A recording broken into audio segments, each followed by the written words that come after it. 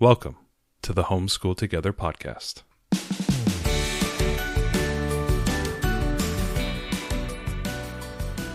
Where one working mom and a stay-at-home dad help you navigate the nuts and bolts of the growing and dynamic world of homeschooling. With a focus on early learners, like me. All the ins and outs of building and maintaining your homeschool life. Homeschool. Find out tips and tricks to make things like this easier. I'm reading. And ultimately, enjoy educating your kids. And what's that last thing? Have fun together. Did I do good, Daddy? Yeah, you did, sweetie. Good job. Hello and welcome back to Homeschool Together. Thank you for joining us. It is Labor Day and we hope you are having a good start. If you, hold on everybody, turn your heads to the street.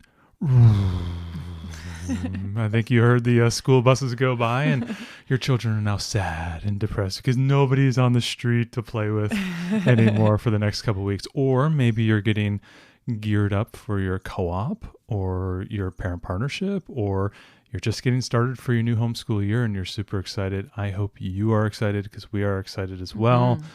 There's a lot of fun things going on, and we're going to be talking about, continuing from last week, talking about state standards. I know it's not the most exciting topic. Oh gosh, I mean, it's like a glass of wine and light a candle and play some music. You know, it's an important one because there's just we talked last week about why it's important to know standards and understand standards and all that stuff. But man, are they written cryptically? Yep. I mean, I've worked in 2 government regulated industries now, and the educational standards are much like the standards in the rest of those industries, that they're just kind of vague.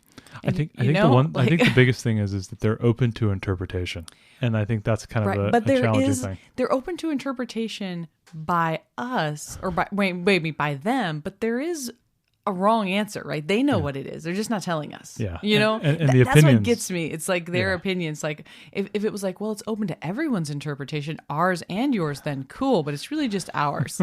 And we're not going to tell you the answer. So we're going to try to use our new friends, ChatGPT or Claude or Gemini or whatever it is you're using, to help us make sense of these vague, crazy standards. Yeah, and where does that fit in a homeschooling, where does it fit in your homeschool? Why do you need to do this? Not every person should do this. Not every person should be focused on this or worry about this.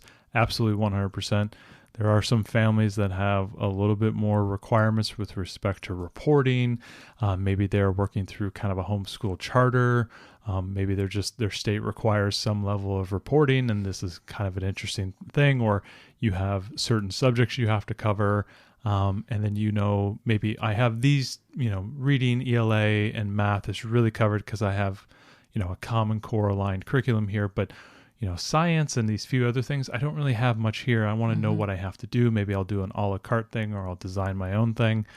Whatever situation you're in, whether you're a homeschooler and you're sitting there and you're just about to hit the pause button in your ear and say, Mr. Matt, this is not for me. I'm not a standards person. I think we can get something out of this. Yeah.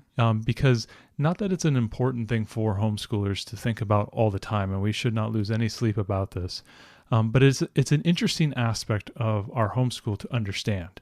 Even if you're an unschooler, it's interesting to know what the education system is requiring of students or expecting of students.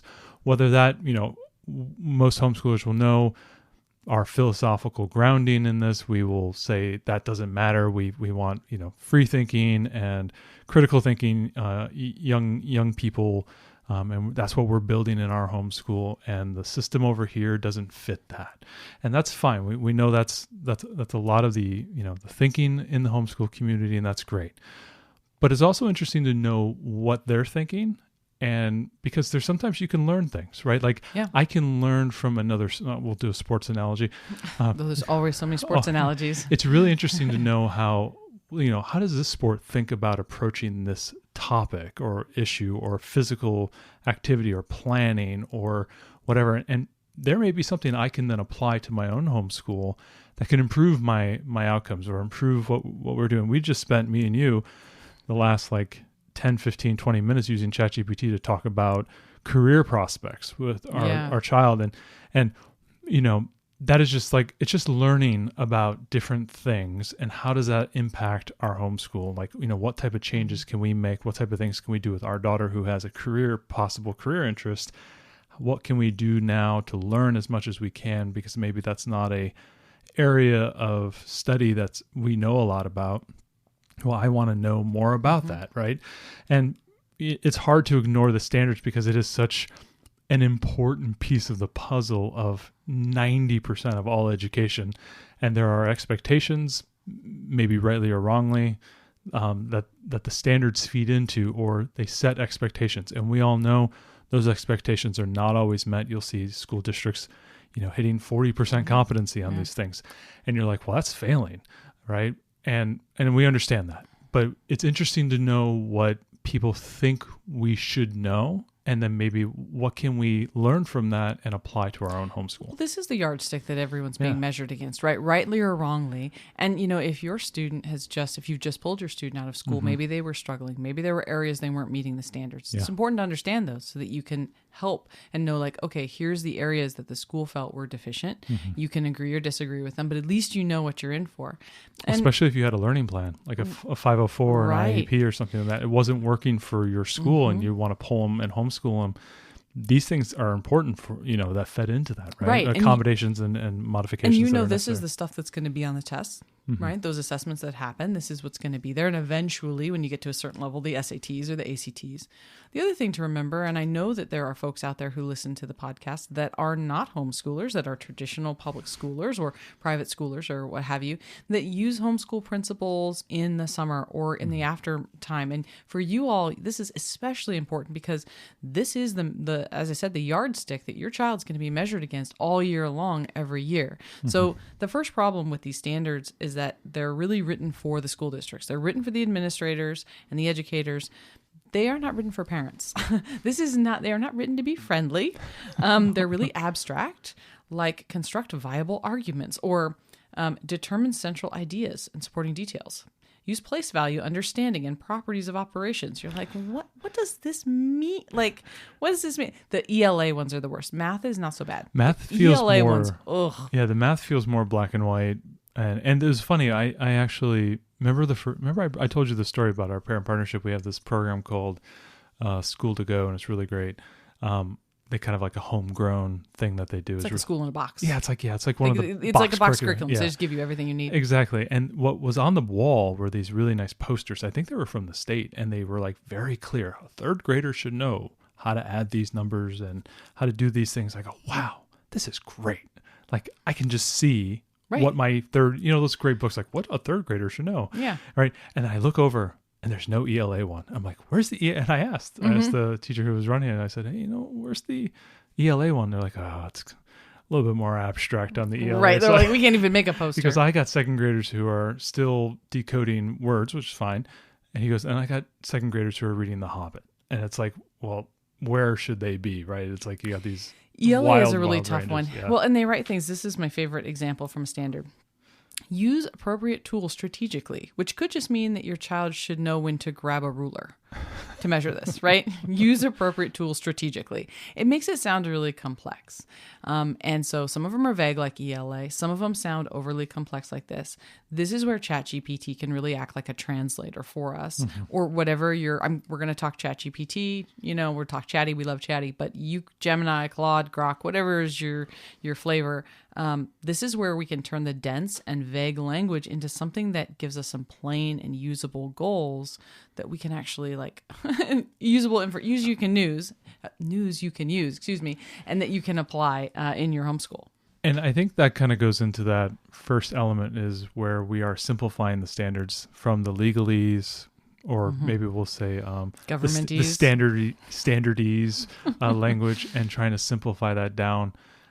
I will put a link to a video Mike Mattos, I think is, and he's a public school guy, and he works a lot with schools to develop different internal programs within certain grades, and even scaffolded across grades, like from like 3rd, 4th, 5th. How are all these teachers working together? I think of the terms PLC, and how are these the pod of fourth graders working together to use the standards to develop curriculum, to develop assessment in an effective manner so that they hit the necessary things, and how are they working in conjunction with the other grades so that they can, flow nicely between them. And he will talk extensively about, having teachers read these standards, and they will come to different conclusions based on the same standard. And based on the different conclusions, you will assess differently. And there's even an element of like a disagreement on what is more important. Like, in the Pareto distribution of standards of a fourth grader for ELA, there are some standards that are really important, right? And then there are some standards that are like nice to haves. And like, if they don't get it, they'll get it again in fifth grade. Right. It's not their last opportunity. It's not their last opportunity. Or a foundational skill they need to continue. Yeah, they need this in order to move to that next level. Right. That type of thing. Like, you can learn how to do, certain types of math manipulation, like multiplication. But if you haven't really mastered this one type of word problem using multiplication in multi-step manner, that's okay. You'll get it again. But do you know how to do your multiplication? Do you know how to do this? Like, that type of differentiation there between the standards. I'll put the link in there on the video. It's really interesting to listen to a public school teacher talking about the difficulty, or an expert talk about the difficulty of translating standards, just like what you said with simplifying these standards down to like, what is the most important? How do we agree that this thing gets assessed? And this is happening at every school, in every grade, in every group of teachers.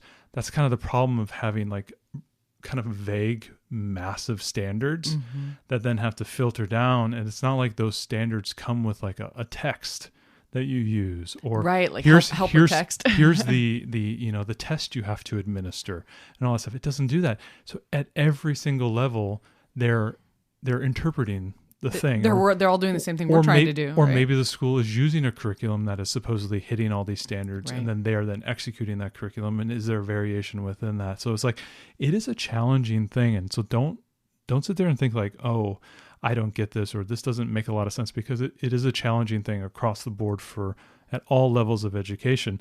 And you're right. So simplifying and using ChatGPT to help you analyze this text, because they're using like 10-cent words when you could maybe make it a little bit longer with some maybe bullets and maybe give some examples, and that would be a little bit clearer. But they're trying to crunch this huge complex thing into like 20 words in a spreadsheet. It's ridiculous. I would really encourage everybody to go to their state's website and pull down the standards for ELA. Find it for one of your students, whatever grade level they're at, and try to read these things. It is like, it's Byzantine. You're like, okay, but how would that be put into practice, right? It all sounds very theoretical. There's a lot of buzzwordy type of stuff in there too. It's just like, you don't know really what they mean by that, right? So the first step, right, you take a standard, if you want to do all the standards for third grade or whatever, you take it, you copy it into Chatty, and ask it for a parent-friendly explanation. So here's the standard.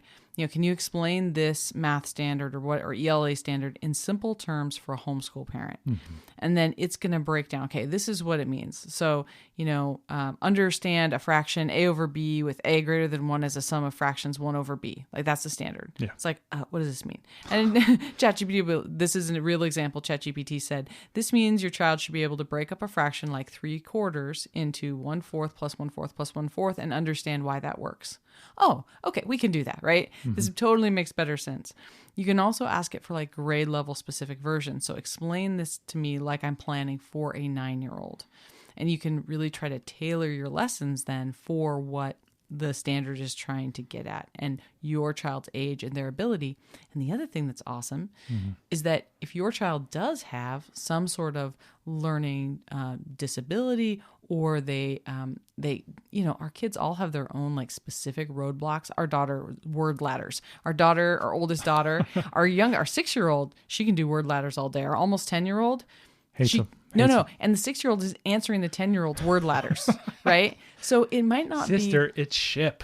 Right. It's another name for a boat. I don't know. It's hip and it needs one more letter. And she's like, I have no idea. And the younger girl's like, it's ship. Anyways, so So it's not just, obviously. Literally, that was a story like 3 days ago. Yeah, it's true. So it may not be that you have your child has a specific learning disability or something. It could just be like a connection that their brain hasn't made yet, like our daughter and her word ladders. So you could even fold that into what you ask Chatty. So you ask Chatty, what does this mean? It tells you what it means. And then you can say, okay, so help me plan something for a 9-year-old who struggles with word ladders or whatever to get this done. And it's going to take into account your own child's specific challenges in helping you understand how to apply the standard, which is like mind blowing. I feel like it's like emoji with the explosion for a head.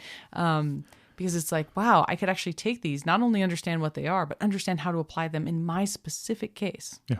Well, and it's kind of like an alternative or a faster way of using kind of like a Google search that we would normally do, where you say like the example you had with the math standard's a good one. I actually think I remember the standard in one of my classes where they're like, you had to take a standard and then I had to write a lesson plan around it. Right.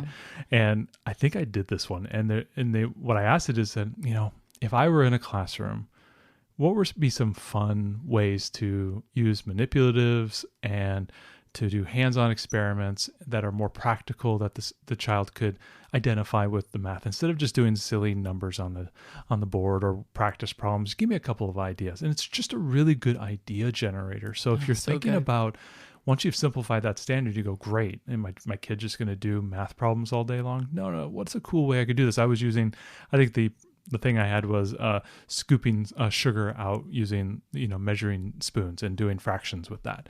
It's just a great way of like practically applying this. And for us with the homeschool, we have the freedom to really tailor to what our children like.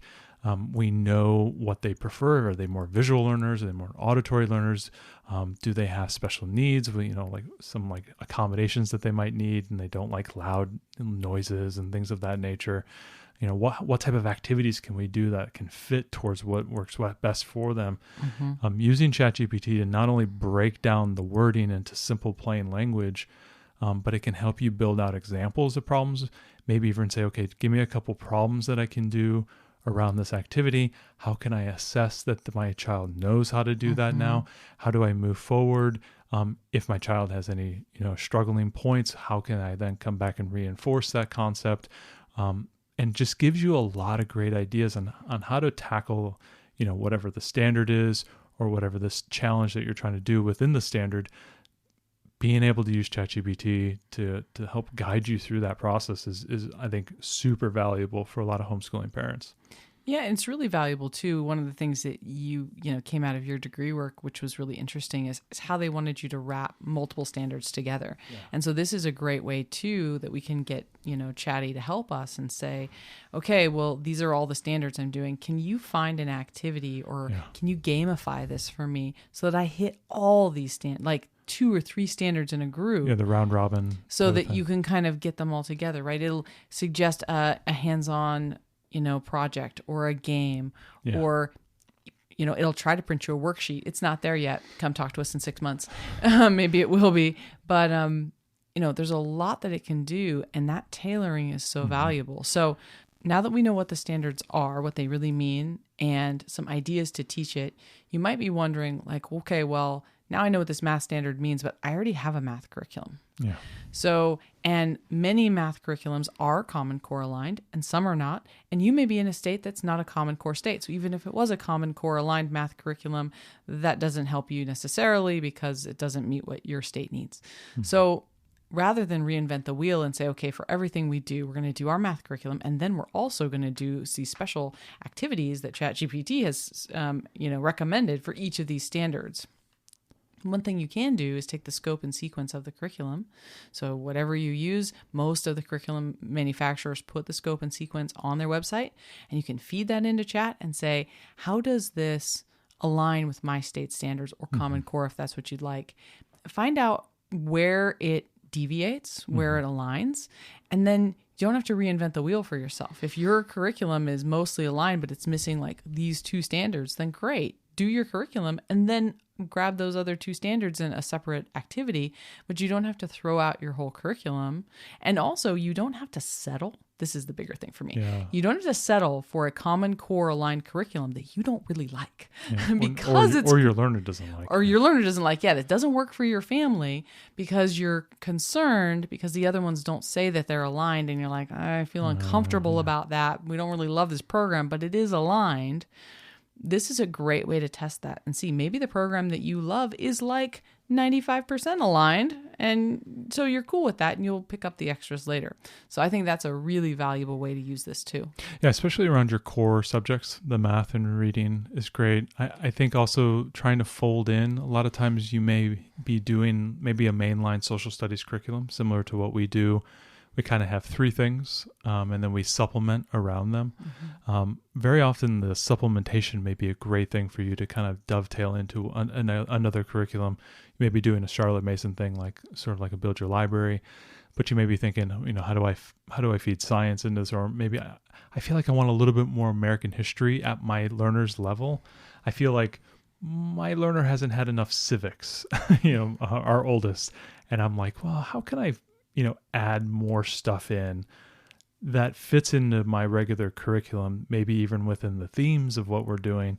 And how can I then dovetail that into like teaching a little bit about government or teaching a little bit about more of like maybe my state's history, or, local Native American history or, other aspects of those type of things. And how do I bend that in there and make sure that's also hitting those curriculums? So that's another way to kind of think about it, is taking in aspects that you think maybe are missing or gaps within your learner, especially if you go to your district's website page and they talk a little bit about their scope and sequence of like, the history cycles that they maybe go through or the progression of math through their district or maybe in their science curriculums. They're probably going to post that because that's kind of a common thing that they'll talk about. That will give you some ideas on like, okay, that's what those kids are doing. I'm not doing that, but maybe that's something I should be looking at, or maybe you can pull that curriculum down and see how you can fold that into your curriculum. Maybe not everything, maybe just pieces of it. Maybe your learner doesn't want to do all that stuff, but maybe there are aspects that excite them. Yeah. Another one that I've seen as well is where you have a learner who really doesn't want to do one thing. Like they don't like reading, right? But they love math or they love science, right? And you're to the point where it's like, holy cow, I can't even do my reading curriculum, but they will do this other stuff. Yeah. How can I now bend these things that they're motivated around to the standards, or build kind of an a la carte writing and reading curriculum within the science interest? My learner loves volcanoes or whatever it is. How can I get him to read about volcanoes? How can I get him to be surrounded by things that are written about volcanoes, and maybe he'll kind of get into that? Or maybe my learner loves to do this other thing, and she might want to like start writing about that or drawing pictures about that, and kind of like doing some quasi writing activities around that, and maybe getting that writing experience and hitting those standards. I think like there's a lot of use cases where these types of things can help us. And really, again, it's really tailored to what we're seeing with our learner, what fits well with us. You may have a great learner who will do anything that you put in front of them. That's kind of like our oldest. She'll do whatever I put in front of her. She'll complain about it. But man, she will persevere. Yeah. But then you may have a little bit more of a picky learner, and you may have to do something a little bit more a la carte. Yeah, it may have to be a little bit more adaptable. I mean, that's what we all are, right? We're homeschoolers. We're all adaptable. We're always adapting. And it's funny with all of our interviews we've done with other homeschoolers, it goes from a prescribed homeschool environment to this kind of like eclectic homeschool environment. Yeah. And it almost getting more eclectic by the day. It gets more eclectic. And what happens is you end up having to piece things together. And if you're piecing things together, you may have to align standards, especially if you're designing your own unit studies or your, maybe even if you're thinking about like science is a big one for a lot of people. The NGSS standards are very clear. They're actually got some really good examples in there. So if you pull those down, I think it's like the next generation science standards or new generation science standards, they actually have a really nice website that will like lay out the expectations and the topics way clear. I wish all the other standards took those standards for as kind of a guidance, but they'll show you examples. They'll talk about exactly what they're looking for, the thinking, the activity, some example activities, and they do a really good job about that. So if you're looking for like science standards and things like that, that's a good one to go look for. I'll put that in the show notes below. But we know it can be kind of like weird, kind of putting the Lego pieces together. So whatever you're looking for at home, blending these types of things, I think, is a good way to go. And you can also use Chatty to help you create a checklist. Oh yeah. Or, a plan for like even your whole year. Like, here's what I'm doing. Here's the curriculums that I'm using. Here's the standards for my state. How is everything aligned? And what do I need to do for the full year to be at this grade level? And you can even pull in, if you have maybe a struggling reader or something, you can pull in the state standards for maybe the grade before and see how you can get through those. How can we, maybe catch up a little bit or, work at your student's level? It can give you a whole great checklist. And it can also help you to know when you've met the standard. It's one thing for me, to say, well, okay, this is what we're going to study. But how do I know that worked? Like, well, how do I test that? So Chatty can also come up with assessments for us. And that will help us to know that, like, okay, we can check that box. My child understands that. We can say we have met that standard. So it's a great tool not only to decode and then help you figure out how to teach it, make plans for the year, compare your curriculum and see how it aligns, help you with assessments to know that you've made it. So it's like it does the whole lifespan of the standard.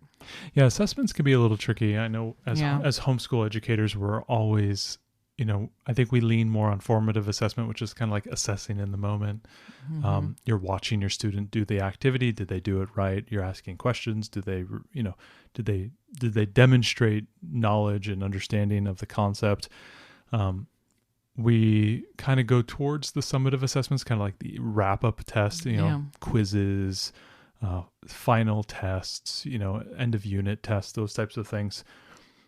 I really like a lot more formative assessment because I think it's in the moment where we're in the trenches and we're doing it all the time. And then you do kind of a wrap up review at the end and you go, okay, yeah, my learner knows this, but like we're working on a daily basis on formative assessment. I think ChatGPT can help you with both of those and really putting together a plan for assessing. And we always think, assessing tests, you sit down, take it, I hate it. Oh, I never did well in tests. My learner doesn't do great in tests. Totally understand that. There are different ways. That is one way to assess. There are many different ways to assess. We should probably do a whole show on assessments of ways to assess. I think it would be good because I think a lot of times we get stuck in the ruts. Yeah. And it's almost we kind of laugh. We talk about deschooling when we have a student. But sometimes as educators and parents who have been through the public school or the private school systems, we get stuck in those ruts of expectations. And I think assessment's one of those where we always think it's got to be just, 20 multiple choice questions and they're right or wrong and blah, blah, blah. And there's other ways to assess how to find out if that student has learned something. All right, we're going to put this on the board. Yeah, we're putting it on the board. Yeah, this is going to be a good, because we talked a lot about test taking and test taking strategies, and that was all more formal environment. Formal testing, we talked about why assessments are important, but I don't think we talked about types of assessments. Chatty does a great job at helping you come up with ideas on how to do that. And one of the things I like about it, we've talked about how vague the ELA standards are, and even once Chatty explains the standard to you, one of the hard things for me is so much of ELA is qualitative. Yeah. And I don't know. I don't know what the written response of a fourth grader should look like. What am I looking for? What's kind of, we don't give grades, but what's A-level work, right? And so one of the things that it can do for you, not only can you say, hey, give me a writing prompt to use as an assessment for this English standard, but you can also say, what would a sample student response look like at this grade level? 100%. And it can give you that, which I think is perfect because it's funny. We ran across our old memory box with old papers and stuff that our moms gave us from school that we've just been keeping in the garage in a box. And we were like, oh, this is what I did second grade. Oh, okay. This is kind of the level. Okay. Because you never see examples really. Even if you understand what it means, what is the example, especially on the qualitative things. So Chatty is a great tool to use to ask, what should this look like? Or what would common mistakes be? What you could even ask it to give you like, C level work, B level work, A level work. And it will probably figure out like, okay, I'm in college right now, doing my MBA, and there's a rubric, right? Mm-hmm. It's like, one spelling mistake is this, points, 2 spelling mistakes is this. And I'm not saying that we need to make it anything that kind of complicated, but if you're trying to assess, hey, I'm grading this for my 10th grader, what kind of grade would they have received in school on this? Mm-hmm. Because they're going to be maybe going off to college in a couple years, or maybe they're going to running START or some program where they're going to go to college in high school. And we want to know, how well would this make the standard, right? Yeah. I mean, it can even help come up with rubrics for you to assess your kids against. Well, it's funny, the video, the Matos video that I'll link below, that I talked a little bit about earlier. And I think in that video, he talks about there are standards that are the same verbiage from like one year to the next, or even across multiple years. Yeah, those are the worst. Like it's a 4th grade writing standard has the same verbiage as a 10th grade writing standard. Yeah. And he's like, well, we know the output or what we will be assessing there are 2 wildly different capabilities. But it doesn't tell you like, well, the 10th graders should be writing 3 paragraphs on this, blah, blah, blah. It just says they shall be able to, read and analyze a text. And you're like, okay, it said that when they were 8 as well. Mm-hmm. So yeah, this is the perfect opportunity to get some context around like, what are you looking for? A teacher in a classroom has examples from other teachers and other classwork. And then once they've taught that level a few years, then they have all these examples and they kind of know, okay, this is what I should be expecting my students. But we're doing it for the first time. Well, and especially if you, how would we know? If you have a learner, writing and reading, I think is a really sticky area, because math can be right or wrong, right? But you're right. There's a qualitative. What is a 1st grade reading level? What does that mean? What does that mean? What kind of books would that actually be? Tell me the books. Because you can pull books like the early reader books. You can like a Bob book versus like a level 1 reader. You pull multiple level 1 readers down from different companies. They're all different. Some have really big sight words. Some have no sight words. Mm-hmm. And you're just like, my learner could read this one, but they can't read this one, but they're supposedly the same level. We're right in the middle of this. Yeah. We have a 6-year-old who is in all of the leveled readers, and she's in level 1, but green light readers, level 1. Any other, not level 1. And she keeps going, but mommy has a 1 on it. I'm like, yeah, it's almost like clothing sizes, honey. They don't all mean the same thing, so... And I know there are other reading standards out there, and I know there's some reading sample providers out there where they will give you examples of what they mean by certain reading abilities and levels and whatnot. And I think I put that in the show notes last week. I'll go ahead and add that back into this one as well, where you can go and search for text examples and reading samples that are good examples of that. And I think there's some writing ones out there as well. But you're right. It can be very difficult for us as educators who've never, we have I have n equals 1 right now for writing. In a couple of years, I'll have n equals 2 examples. But, there's a teacher right now in 4th grade right down the street who has, 7 or 8 years of experience and has 20 students every year that come through, and they have hundreds of examples to know what it's like. And so for a lot of times, I think for us as home educators is understanding the expectations. Yeah. Because we all think it's hard, because sometimes I got to remove myself from the fact that like I'm an older, learned, educated human being, and I know I can do all these things. Why can't you do it, little child who has just learned how to, run around? And, like sometimes we have those biases in us, and we need to make sure we relearn basically what these young kids can do and what they should be expected to do. And then work them through that process as they get better. It can be very challenging. And I agree, having ChatGPT help you generate those items, those texts, even if I know a lot of people are like, oh, ChatGPT hallucinates, it makes mistakes. And you're right, it does. Oh, of course it does. But it does a really good job most of the time. Well, and this is not an area where they're all different. Or, I mean, text is a really strong thing. The LLMs can do is generate text. And only getting stronger. And remember, this is the worst it will ever be. It's true. Every single day, it's the worst it will ever be. But yeah, I think having ChatGPT help you generate those texts, especially the readers. I think the readers is a really cool thing. Well, right. And giving you access to what readers, which company should you choose, based on where you're at. Hey, I'm in AAR lesson blah. What readers from different companies, or what's the lexicon, Yeah. There's the reader level or whatever. Yeah. Anyways.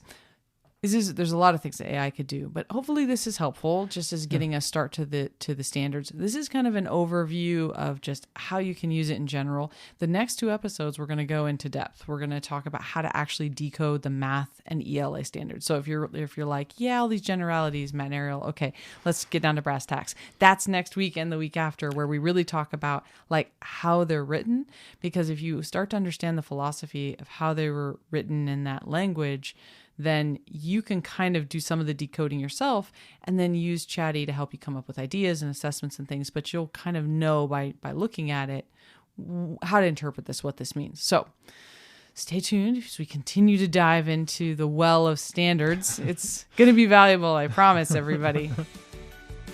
Thanks so much for joining us today and making us a part of your homeschool journey. Please engage with us on social media. Join our Homeschool Together podcast group on Facebook and find us at Homeschool Together Podcast on Instagram. We'd love to hear your feedback, questions, and recommendations. Until next time. Happy homeschooling!